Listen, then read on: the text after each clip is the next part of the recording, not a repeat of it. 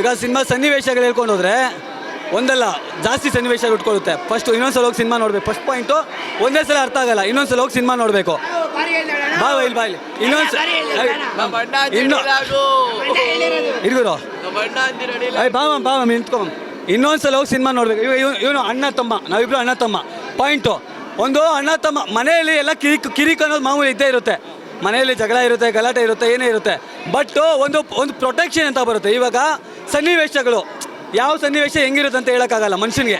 But ಒಂದು family protection ಮಾಡೋದು ಏನು ಇಂಪಾರ್ಟೆಂಟು. ಒಂದು ಗಂಡಸಾಗಿ ಹುಟ್ಟಿದ ಮೇಲೆ, ಈ ಭೂಮಿ ಮೇಲೆ ಗಂಡಸಾಗಿ ಹುಟ್ಟಿದ ಮೇಲೆ ತನ್ನ ಫ್ಯಾಮಿಲಿನ ಪ್ರೊಟೆಕ್ಟ್ ಮಾಡೋದು ಇಂಪಾರ್ಟೆಂಟು.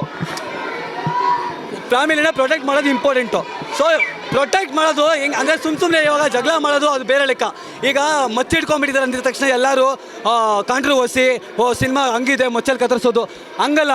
ಕಣ್ಣೀರು ರಕ್ತ ಎರಡು ಮಿಕ್ಸ್ ಮಾಡಿ ಬರ್ದಿರೋ ಕತೆ ಒಂದು ಪಾಯಿಂಟ್ ಆದರೆ, ಎರಡನೇ ಪಾಯಿಂಟ್ ಕಣ್ಣೀರು ರಕ್ತ ಎರಡು ಮಿಕ್ಸ್ ಮಾಡಿ ಬರ್ದಿರೋ ಕತೆ ಆದರೆ, ಎರಡನೇ ಪಾಯಿಂಟ್ ಹೇಳಿ ಅಣ್ಣ ತಮ್ಮ ಸೆಂಟಿಮೆಂಟ್ ಏನು. ಅದರಲ್ಲಿ ಜಗಳಗಳೆಲ್ಲ ಕಾಮನ್ ಆಗೇ ಆಗುತ್ತೆ.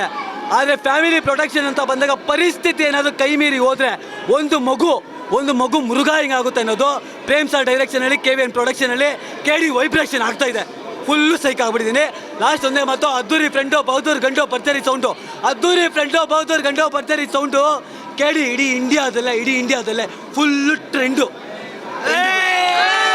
KD ಅಂದ್ರೆ ಕಾಲೇ, ಧ್ರುವ ಸರ್ಜಾ ಬಾಸ್ ಅಂದ್ರೆ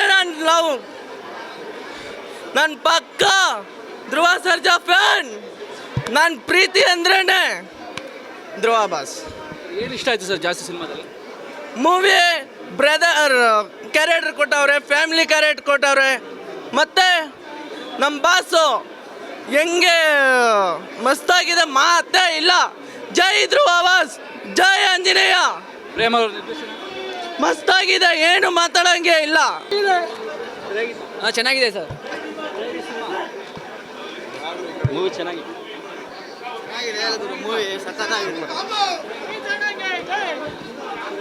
ತುಂಬ ಚೆನ್ನಾಗಿದೆ.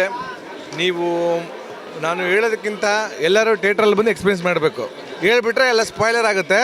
ಎಲ್ಲರೂ ಬಂದ್ಬಿಟ್ಟು ಥಿಯೇಟ್ರಲ್ಲಿ ನೋಡಬೇಕು. ಏನು ಇಷ್ಟ ಆಯ್ತು ಸರ್?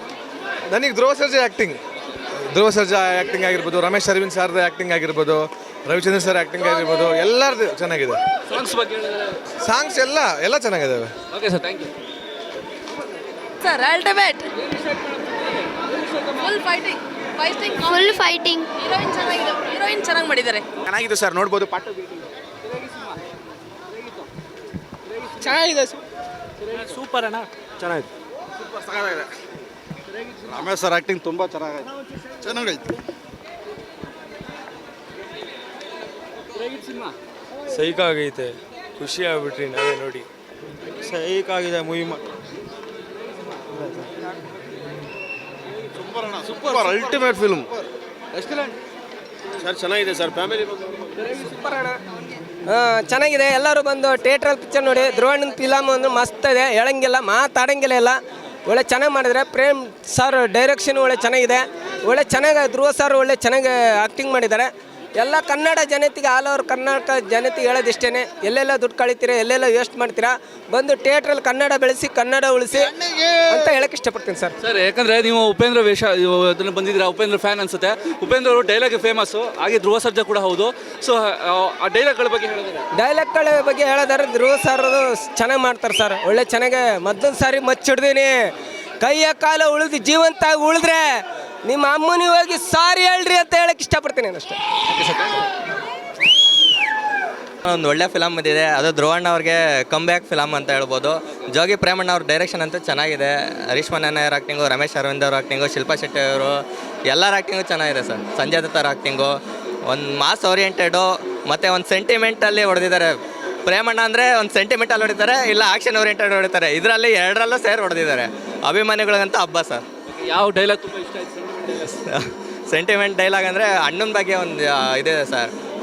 ಅಂದರೆ ನಮ್ಮ ಅಣ್ಣ ತುಂಬ ವರ್ಷದಿಂದ ನಾನು ಓದಲಿಲ್ಲ ಅಂತೇಳಿ ನನ್ನ ಜೊತೆ ಮಾತು ಬಿಟ್ಟಿದ್ದಾನೆ ಅಂತ, ನಮ್ಮ ಅಣ್ಣನ ಮಾತಾಡಂಗೆ ಮಾಡೋಕ್ಕೆ ನಾನು ಮಚ್ಚಿಡಿಬೇಕು ಅಂತೇಳಿ ಧ್ರುವಣ್ಣರು ಒಂದು ಡೈಲಾಗ್ ಹೊಡಿತಾರಲ್ಲ, ಅದು ಒಂಥರ ಕಣ್ಣಲ್ಲಿ ನೀರೇ ಬಂದುಬಿಡುತ್ತೆ. ಯಾಕಂದರೆ ಅಣ್ಣ ತಮ್ಮನ ಸೆಂಟಿಮೆಂಟ್ ಇದರಲ್ಲಿ ಯಾವ ಥರ ಒಂದು ಮತ್ತು ಸಾಂಗಲ್ಲೂ ತೋರಿಸಿದ್ದಾರೆ, ಅಣ್ಣ ತಮ್ಮ ಜೋಡೆತ್ತುಕೊಳ್ಳೋ ಅಂತೇಳಿ.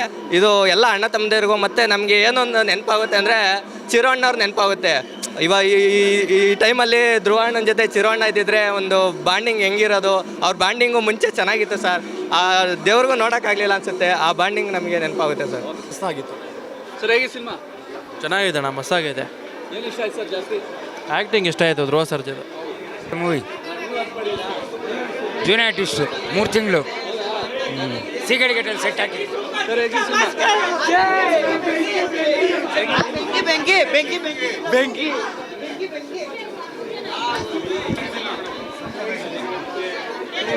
ಸಕ್ಕತ್ತಾಗಿದೆ ಸಕ್ಕತ್ತಾಗಿದೆ ಸರ್ ಯೂನಿಟ್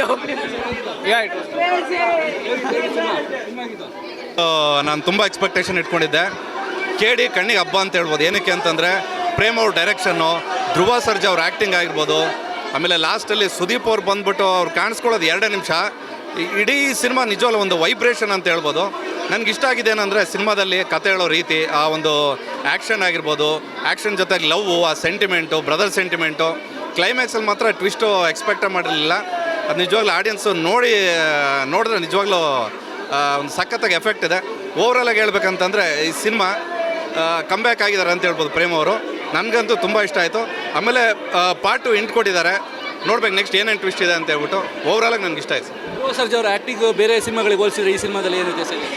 ಇದರಲ್ಲಿ ನಿಜವಾಗ್ಲೂ ಸರ್ 2 ಶೇಡ್ ಇದೆ.